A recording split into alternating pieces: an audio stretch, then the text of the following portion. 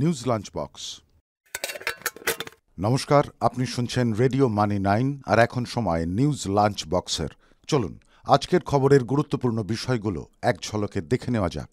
এই বুলেটিনে আপনাকে আমরা জানাবো ব্যবসায়িক ও অর্থের সাথে সম্পর্কিত অনেক গুরুত্বপূর্ণ খবর, যা আপনার পকেট এবং জীবনের সঙ্গে ওতপ্রোতভাবে জড়িত। লোকসভা নির্বাচনের পরে আপনার মোবাইলের খরচ বাড়তে পারে। আগামী জুলাইয়ে মোবাইলের ট্যারিফ 20% পর্যন্ত বাড়াতে পারে টেলিকম সংস্থাগুলি। প্রিপেড এবং পোস্টপেড উভয় মোবাইলেই ট্যারিফ বাড়তে চলেছে। এই বিষয়ে টেলিকম সংস্থাগুলি প্রয়োজনীয় সমস্ত প্রস্তুতি শেষ করে ফেলেছে বলে খবর। দ্বিতীয় ত্রৈমাসিকে বড় কোম্পানিগুলির আয় কোপ পড়েছে, কিন্তু ক্রমবর্ধমান প্রতিযোগিতা এবং গ্রাহক হারানোর ভয়ের কারণে কেউই ট্যারিফের দাম বাড়ানোর পথে পা বাড়াচ্ছিল না। এর মধ্যে এয়ারটেল এবং সম্প্রতি মোবাইল রেট বাড়ানোর দাবি করেছিল। ভারতে বিমা শিল্পে দ্রুত নানা বদল ঘটছে। এই পরিস্থিতিতে একগুচ্ছ নতুন নিয়ম চালু করল বিমা নিয়ন্ত্রক IRDAI। এই সংক্রান্ত বিজ্ঞপ্তিও জারি করা হয়েছে IRDAI এর তরফে, যেখানে অন্তর্ভুক্ত করা হয়েছে পলিসি সারেন্ডার চার্জ সংক্রান্ত নিয়মও। মেয়াদ শেষ হওয়ার আগে গ্রাহক পলিসি সারেন্ডার করলে বিমা সংস্থা চার্জ নিয়ে থাকে। IRDAI এর নয়া নিয়ম অনুযায়ী এখন বিমাকারী ব্যক্তি চতুর্থ থেকে সপ্তম বছরে পলিসি সারেন্ডার করলে সারেন্ডার ভ্যালু কিছুটা বাড়তে পারে। বিশ্বের সবচেয়ে শক্তিশালী ইন্স্যুরেন্স ব্র্যান্ডের তকমা পেল LIC। সম্প্রতি প্রকাশিত হয়েছে ব্র্যান্ড ফিনান্স ইন্স্যুরেন্স 100 2024 রিপোর্ট, যেখানে বলা হয়েছে LICর ব্র্যান্ড মূল্য $9.8 বিলিয়ন আর এর ব্র্যান্ড স্ট্রেংথ ইন্ডেক্স স্কোর 88.3। তালিকায় দ্বিতীয় স্থানে রয়েছে ক্যাথে লাইফ ইন্স্যুরেন্স, এর ব্র্যান্ড ভ্যালু $4.9 বিলিয়ন।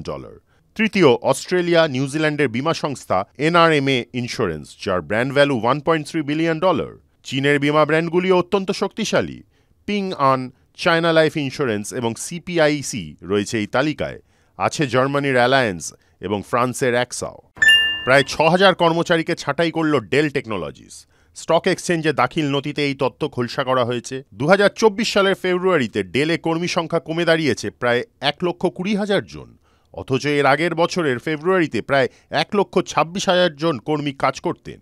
গত প্রায় 2 বছর ধরে ডেলের পার্সোনাল কম্পিউটারের চাহিদা সেভাবে বাড়ছে না, যার ফলে ধাক্কা খেয়েছে কোম্পানির আয়। এই পরিস্থিতিতে খরচ কমাতে কর্মী সংকোচের পথে পা বাড়িয়েছে তারা। ন্যূনতম মজুরি আইনে পরিবর্তন আনতে চলেছে কেন্দ্রীয় সরকার। ন্যূনতম মজুরির পরিবর্তে চালু হবে লিভিং ওয়েজ সিস্টেম। চলতি মার্চ মাসে ILO এই লিভিং ওয়েজ বিষয়টি চূড়ান্ত করেছে। ন্যূনতম মজুরি একজন শ্রমিক ও তার পরিবারের বেঁচে থাকার রসদ জোগাতে তৈরি হয়েছে, কিন্তু লিভিং ওয়েজ তৈরি হচ্ছে শ্রমিক ও তার পরিবারের অন্ন, বস্ত্র, বাসস্থান, শিক্ষা, চিকিৎসা ও সংশ্লিষ্ট প্রয়োজনীয় খরচের কথা মাথায় রেখে 2025 সালের মধ্যে লিভিং ওয়েজ চালু করতে চায় কেন্দ্র। বিশ্ববাজারে ক্রমাগত বাড়ছে ভারতীয় ফল ও সবজির চাহিদা। 2022-23 অর্থবছরের একই সময়ের তুলনায় চলতি অর্থবছর অর্থাৎ 2023-24 এপ্রিল ফেব্রুয়ারিতে ভারতীয় ফল ও সবজি রপ্তানি বেড়েছে 15.38%। সরকারি তথ্য অনুযায়ী অন্ধ্রপ্রদেশ, মহারাষ্ট্র, উত্তরপ্রদেশ, মধ্যপ্রদেশ, গুজরাট, কর্ণাটকা, তামিলনাড়ু হল প্রধান ফল উৎপাদনকারী রাজ্য। ফলে এই বৃদ্ধির কারণে সেখানকার কৃষকরা বেশ লাভবান হচ্ছেন। আজকের নিউজ লাঞ্চ বক্স এই পর্যন্তই। শুনতে থাকুন রেডিও মানি 9।